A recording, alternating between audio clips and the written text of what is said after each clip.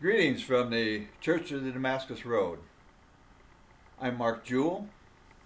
I'm the current president of the Outside Church Council for the Church of the Damascus Road. I am also a child of God.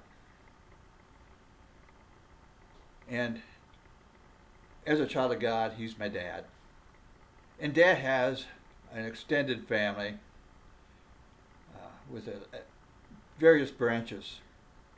And I want to tell you about one branch of brothers that I have. And that branch of God's family, of His family tree, is the Church of the Damascus Road. The Church of Damascus Road, for those who may not know, is a prison congregation. The members are all inmates inside the prison of either Fort Dodge or Rockwell City. It's an ELCA congregation. It's a Western Iowa Synod congregation.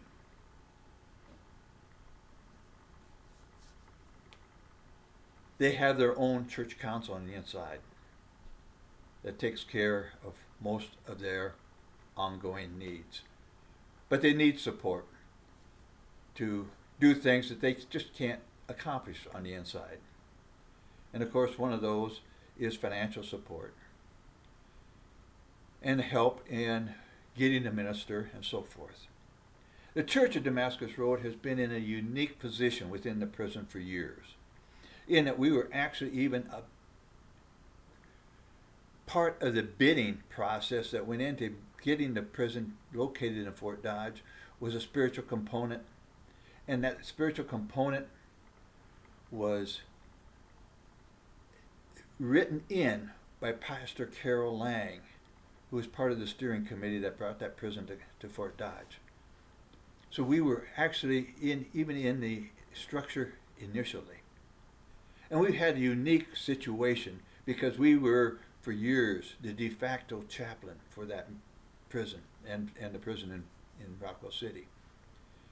And so our minister had a lot more time and stuff with the inmates than other religious services that brought pastors in for worship services and then left.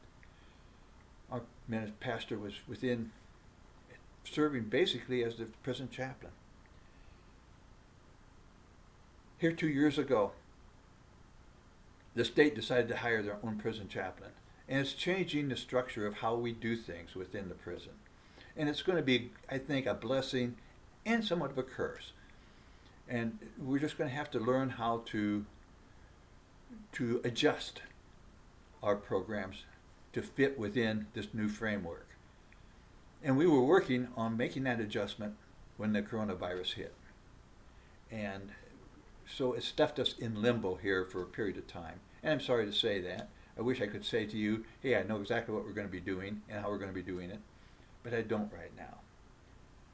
But we will shortly. I'm sure we will shortly, because we're working on it. And what I think we pretty well decided, it hasn't been finalized yet, but I think what we pretty well decided is that we're going to try to share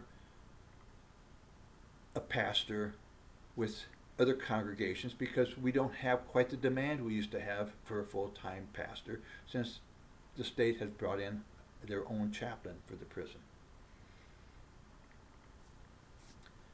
I think that's what we're going to probably be doing. That's going to free up some funds for some other programs that we've really needed for a long time, but just weren't able to fund. We just didn't have the funds to do it. And that's things like an expanded reentry program to help guys when they get out, to get back into society in a more positive way.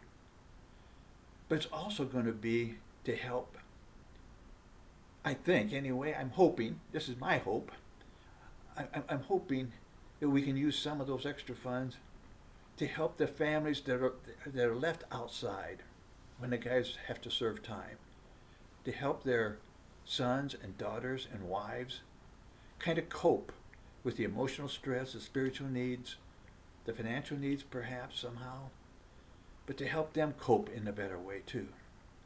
So I'm hoping that we can kind of do this somehow.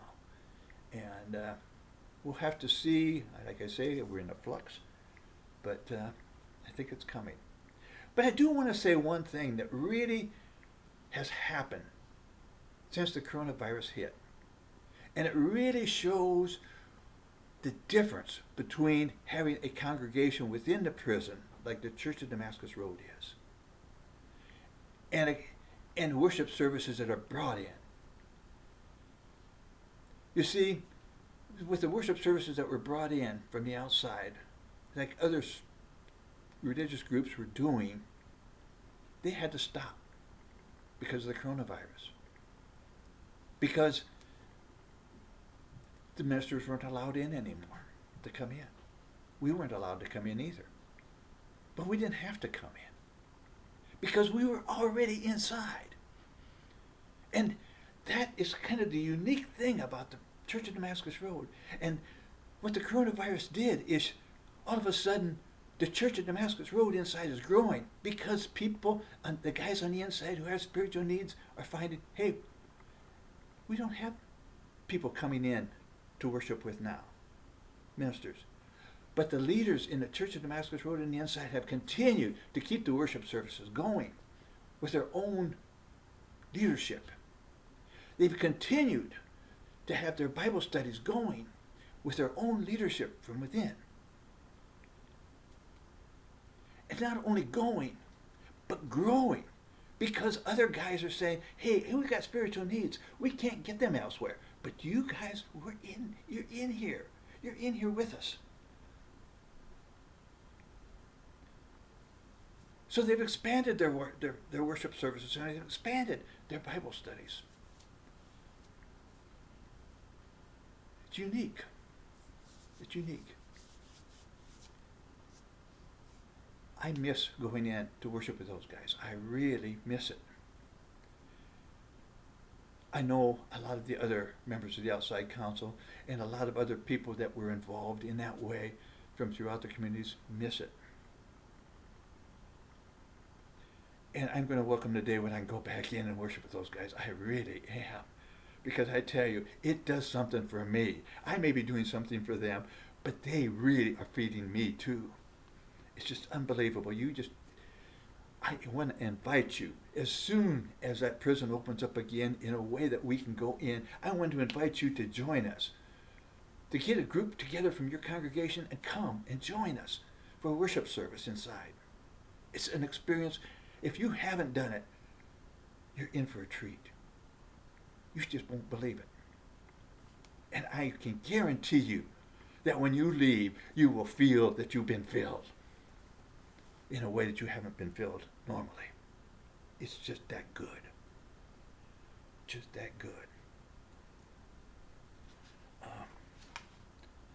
For those of you who have been supportive of us, both financially, through your prayers, and those of you who have been involved in other ways in the reentry programs outside, I want to give you my heartfelt thanks. And I know the guys on the inside feel the same way. They want to give you their thanks too. And I'm sure they're praying for you. And I ask you to pray for them. So with that, I think I'll end this little presentation. But God's peace be with you all. And I wish you his blessings. And we really, really do miss seeing all of you in person and being a part. It's going to be great to be back when this is all over, this virus thing is all over. In God's name we pray. I thank you. Amen.